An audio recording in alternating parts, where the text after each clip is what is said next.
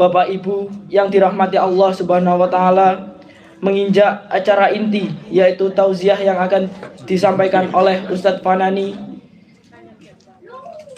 Kepadanya kami persilakan.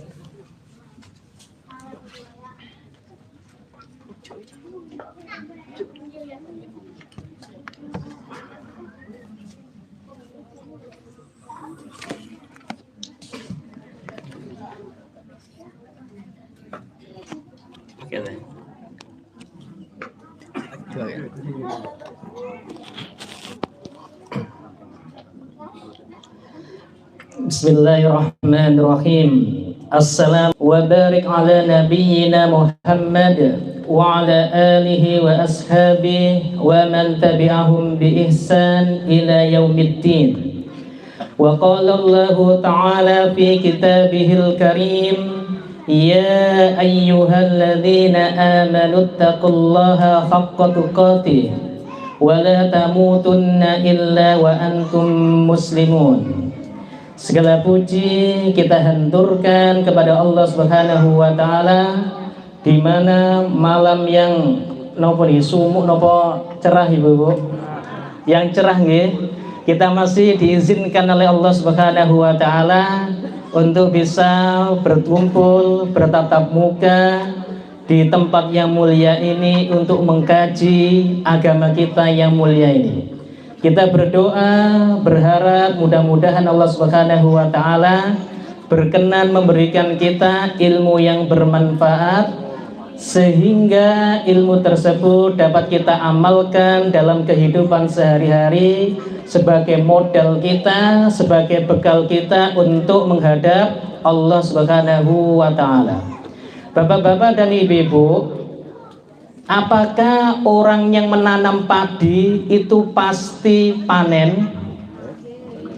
Pasti napa, Mbok? Napa kadang-kadang panen, kadang-kadang boten? Kadang-kadang panen, kadang-kadang boten panen. Apakah orang yang berjualan itu pasti akan mendapatkan untung? Belum tentu nggih. Ada tapi juga buntung. Apakah orang yang menikah pasti punya anak? Belum tentu. Kadang-kadang ada orang yang menikah dan dikaruniai oleh Allah seorang anak, ada yang lama menikah tapi belum kunjung dikaruniai anak. Apakah orang yang sakit terus kemudian berobat lalu dia itu sembuh dari sakitnya? Belum tentu. Kadang-kadang berobat sembuh, kadang-kadang malah kambuh.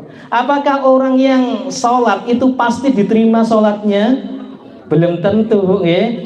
Kadang-kadang diterima, kadang-kadang pun jauh dari kata diterima. Nah, masalah-masalah yang kita sebutkan di atas, apakah menjadikan seorang itu tidak menanam padi, tidak berjualan, tidak berobat, tidak menikah, tidak sholat?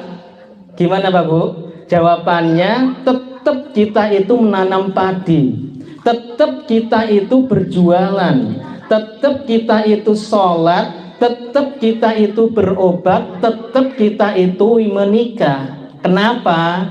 Karena agama kita memerintahkan kepada kita supaya kita itu berusaha, berikhtiar.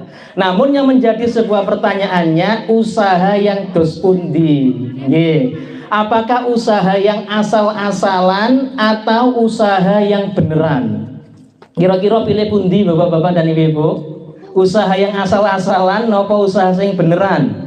Tentu usaha yang beneran. Orang nanam padi sing bener itu melaku maju napa mundur? Melaku mundur nggih. Orang yang berjualan itu pun harus jualan sing bener. Masa jualan es jam 12 bengi terus kemudian pas kondisi hujan, kira-kira laku napa mboten jualane? Gak pahing nggih, Masya Allah. Begitu juga dengan orang yang menikah. Menikah itu pun juga harus menikah sing bener. Menikah sing bener itu harus pundi Bapak-bapak dan Ibu-ibu?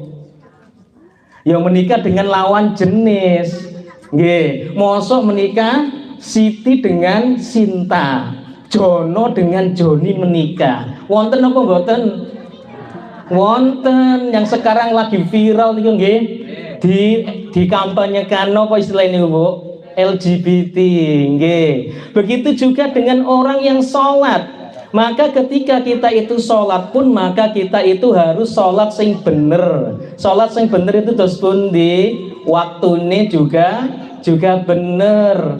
Mana ada sholat subuh jam 8 esuk. Ada nama boten? Nggak, boten enten. Begitu juga dengan bilangannya itu juga harus bener. Mana ada sholat maghrib 3,5 rakaat? Wonten. Sholat maghrib 3,5 rakaat. Mboten nonton nggih. Jadi artinya ketika kita itu sholat, nggih sholat sing bener. Nggih. Nah, inilah pembahasan yang akan kita bahas. Siapa yang menanam pasti dia itu akan memanen. Sopo sing nandur bakal ngunduh. Nah, kaidah ini jamaah yang dimuliakan oleh Allah Subhanahu wa taala, apakah hanya bisa diterapkan di dalam masalah dunia atau hanya bisa diterapkan masalah agama, atau kedua-duanya?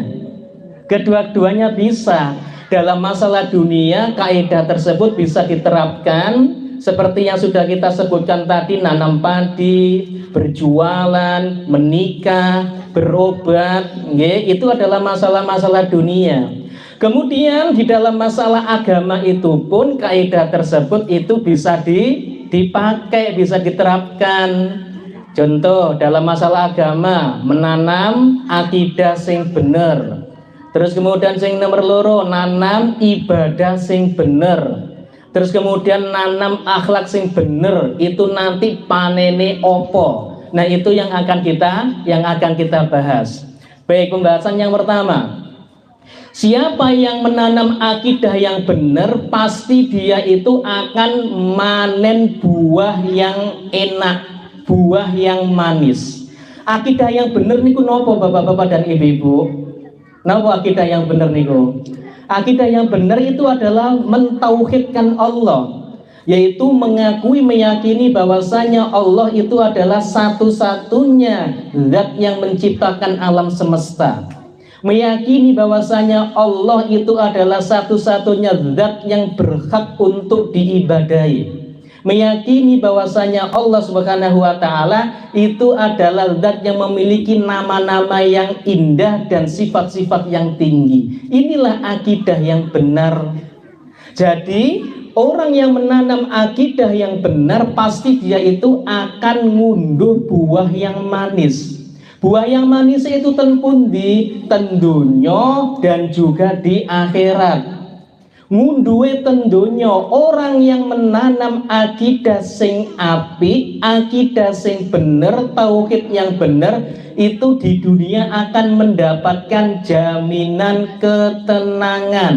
Uripe ayem, rukun, adem, tentrem. Jari sopo Mas? Ya jari ini Gusti Allah.